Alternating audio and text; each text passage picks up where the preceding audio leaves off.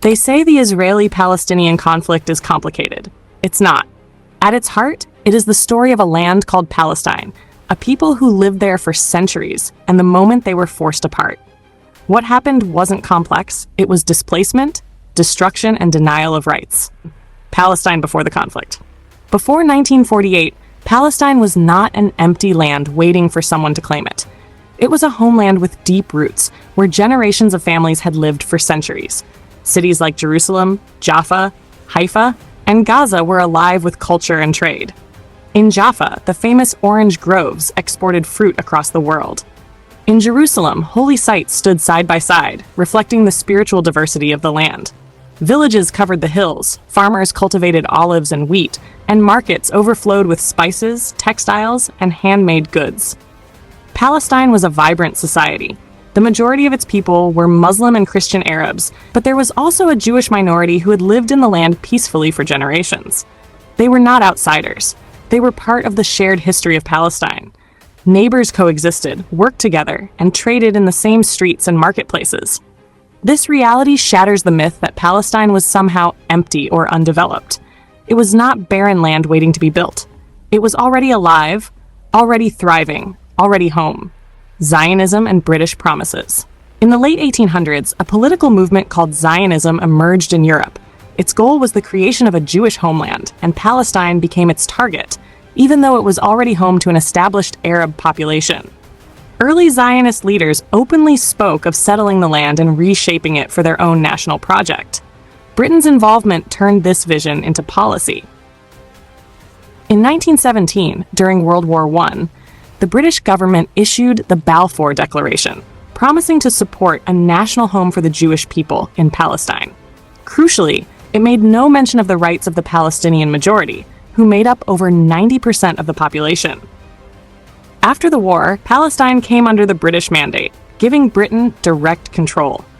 Jewish immigration from Europe increased sharply under British protection. Land purchases by Zionist organizations displaced Palestinian farmers, and tensions grew as Palestinians saw their homeland being promised away.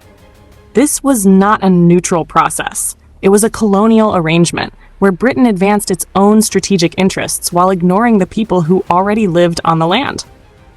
By the 1930s, unrest and revolts erupted as Palestinians resisted a future being written without them. Partition and Nakba. In 1947, the United Nations proposed the Partition Plan. It gave 55% of Palestine to a Jewish minority who made up less than one-third of the population, while Palestinians, the overwhelming majority, were left with the smaller share. Palestinians rejected the plan because it violated the principle of self-determination. Their land was being divided without their consent.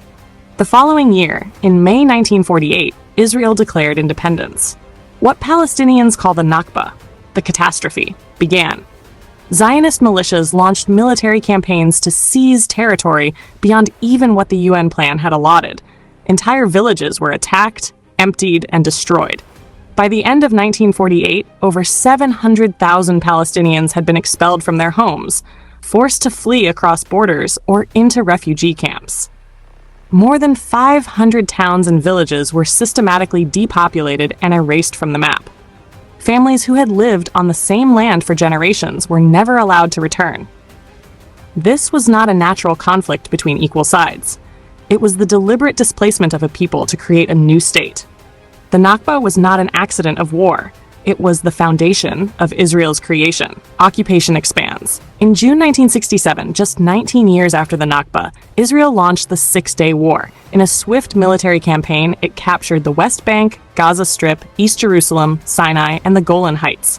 For Palestinians, this marked the start of a new phase, full military occupation.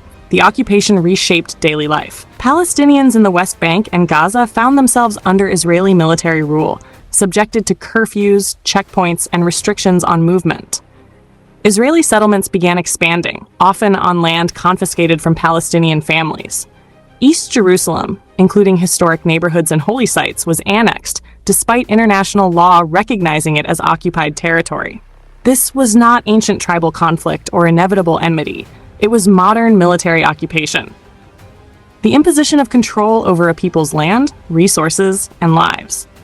Palestinian society endured under strict surveillance, limited economic freedom, and constant threat of displacement. The occupation continues to define the reality of Palestinian life today.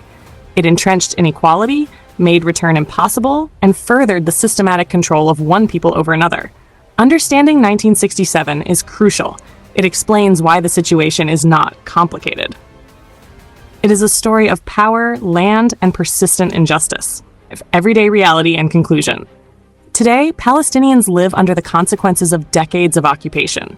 Checkpoints restrict movement, the Gaza blockade isolates families, and refugee camps remain crowded, generations removed from the homes they were forced to leave.